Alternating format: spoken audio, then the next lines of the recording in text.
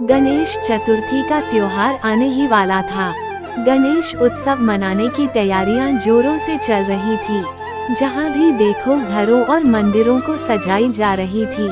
स्वर्ग लोक में विराजमान गणेश जी यह सब दृश्य देखकर बहुत प्रसन्न हो रहे थे और वे सोचते हैं, धरती लोक पर मेरे जन्मोत्सव की तैयारी बड़ी धूमधाम से हो रही है। क्यों ना मैं धरती लोक का भ्रमण करके आ जाता हूँ। वहाँ के लोग जिस तरह से मेरी पूजा अर्चना करते हैं, वो दृश्य बहुत ही मनोहर होता है। क्यों न चलकर भक्तों की परीक्षा ली जाए। ये बात सोचकर गणेश जी को बड़ी उत्सुकता होती है और वो कहते हैं, लेकिन इस रूप में जाना सही नहीं रहेगा। मेरे भक्त मुझे पहचान लेंगे। मुझे धरती लोक पर एक साधारण बालक बनकर जाना चाहिए। गणेश जी एक बालक का रूप धारण कर लेते हैं और वे पृथ्वीलोक का भ्रमण पर निकल जाते हैं। चलते चलते गणेश जी को जोरों की भूख लगती है और वो सोचते हैं, मुझे तो बहुत जोरों की भूख लगी है। लगता है उस घर में मेरी पूजा बहुत धूमधाम से मनाई जा रही है। वहाँ कुछ खाने को मिल जाएगा। गणेश जी जैसे ही उस घर के अंदर प्रवेश करना चाहते हैं, तभी घर के एक सदस्य ने, ऐ बालक, तुम इधर कहाँ चले आ रहे हो? देखते नहीं आज गणेश पूजा है और हम लोग गणेश जी के लिए लड्डू का भोग लगाने की तैयारी कर रहे हैं। अभी तुम जाओ यहाँ से। लेकिन मुझे बहुत जोरों की भूख लगी है। 2 लड्डू मुझे भी दे दो खाने को। तभी उस आदमी की पत्नी आवाज लगाती है, अजी कहाँ चले गए? इधर आइए, आरती की तैयारी करनी है। हाँ अभी आया। वह आदमी दरवाजा बंद कर देता है। ये क्या बात हुई? इसने तो दरवाजा ही बंद कर लिया। अब मैं क्या करूं? मुझे तो बहुत जोरों की भूख लग रही है। कोई बात नहीं, चलता हूँ किसी दूसरे दरवाजे पर। शायद वहाँ कुछ खाने को मिल जाएगी। तभी गणेश जी एक दूसरे दरवाजे पर जाते हैं, लेकिन वहाँ भी उन्हें कुछ खाने को नहीं मिलता है। फिर गणेश जी सोचते हैं, यह क्या बात हुई भला? लोग मेरी ही पूजा कर रहे हैं और मुझे ही खाने को नहीं दे रहे हैं। चलो कहीं और देखता हूँ। इसी तरह से वे कई जगह जाते हैं, लेकिन उन्हें कोई भोजन नहीं कराता है। फिर आखिर में गणेश जी सोचते हैं, एक आखिरी जगह चलता हूँ। सामने एक झोपड़ी दिखाई दे रही है। अगर वहां पर भी हमें कुछ खाने को नहीं मिलता है, तो हम वापस अपने स्वर्ग लोक चले जाएंगे। और उन्होंने जाकर के उस झोपड़ी का दरवाजा खटखटाया। अंदर से एक बूढ़ी अम्मा निकलती है। बूढ़ी अम्मा कहती है, क्या हुआ बेटा, किसे ढूंढ रहे हो? तभी गणेश जी कहते हैं, माता, हमें बड़ी जोरों की भूख लगी है। कुछ खाना खिला दो माता। आ जाओ बेटा, अंदर आ जाओ।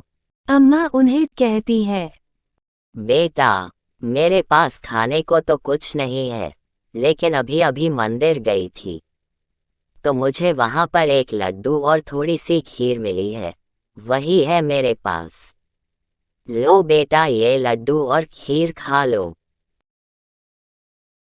तभी गणेश जी उस बूढ़ी अम्मा की यह भाव को देखकर बहुत प्रसन्न हो जाते हैं और बूढ़ी अम्मा से कहते हैं, हे माता, आप इतनी गरीब और भूखी होने के बावजूद अपने हिस्से का निवाला हमें खाने को दे दिया।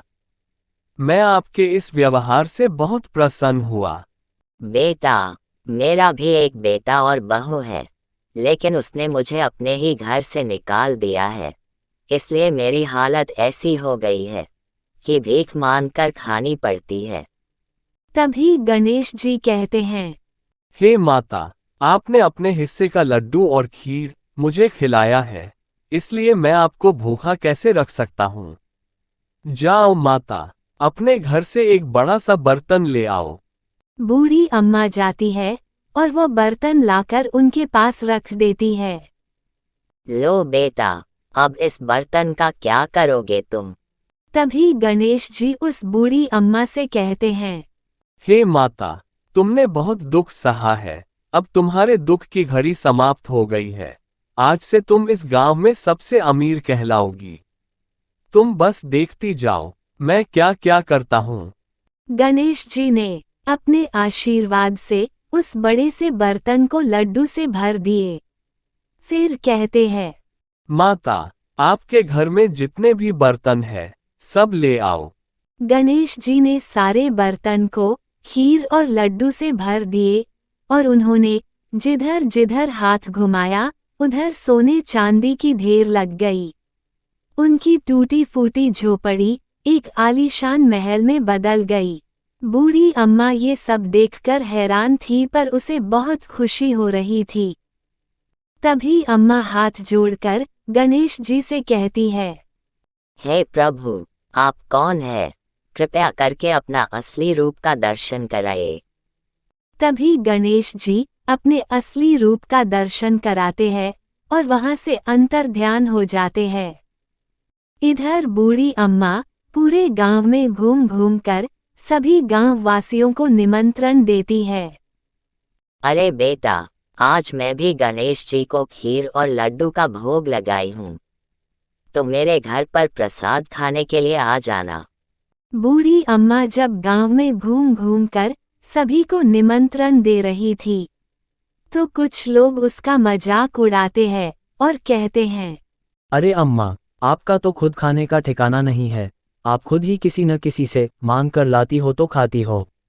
किसी तरह आपका गुजारा होता है और आप गणेश जी को लड्डू का भोग लगाई हो, वह भी इतने सारे आदमी को निमंत्रण देकर बुला रही हो। क्या खिलाओगी अम्मा? अम्मा उनकी बातों को अनसुना कर देती है और मुस्कुराते हुए आगे बढ़ जाती है। तभी एक आदमी कहता है, चलो चल कर देखा जाए, आखिर अम्मा ने क्या बनाया है और कहाँ से इतना लड्डू लाया है कि इतने लोगों को निमंत्रण दे रही है। सभी गांव वाले एक एक करके अम्मा के घर आने लगे। लेकिन जैसे ही अम्मा के घर के पास पहुंचते, सभी आश्चर्यचकित हो जाते। लोग हैरान थे और आपस में बातें कर रहे थे। आखिर यह कैसे संभव है? यहाँ तो अम्मा की एक झोपड़ी थी और यह आलीशान महल कैसे हो गया? तभी बूढ़ी अम्मा घर से बाहर निकलती है और सभी गांव वाले को गणेश जी की पूरी कहानी सुनाती है। सभी लोग बड़ी हैरानी से इस कहानी को सुन रहे थे। उसके बाद अम्मा ने सभी को खीर और लड्डू खिलाए। पूरे गांव में बस बूढ़ी अम्मा की ही चर्चा हो रही थी। कानों कान ये खबर बूढ़ी अम्मा के बेटे तक जा पहुंची। तभी वो अपनी पत्नी को लेकर माँ के पास पहुंचता है और उनसे माफ़ी मांगता है। मुझे माफ़ कर दो माँ, मुझसे बहुत बड़ी भूल हो गई।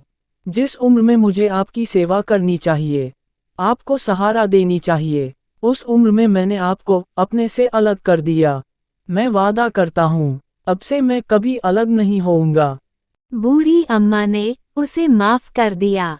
गणेश जी की कृपा से आज बूढ़ी अम्मा के पास धन दौलत के साथ बेटा बहू सब कुछ था। इसके बाद वे तीनों खुशी खुशी अपना जीवन बिताने लगे। दोस्तों, अगर अभी तक आपने मेरा चैनल को सब्सक्राइब नहीं किया है तो कृपया चैनल को सब्सक्राइब कर दे, बेल आइकन को दबा दे तथा वीडियो को लाइक व शेयर करें। कहानी को अंत तक सुनने के लिए बहुत बहुत धन्यवाद।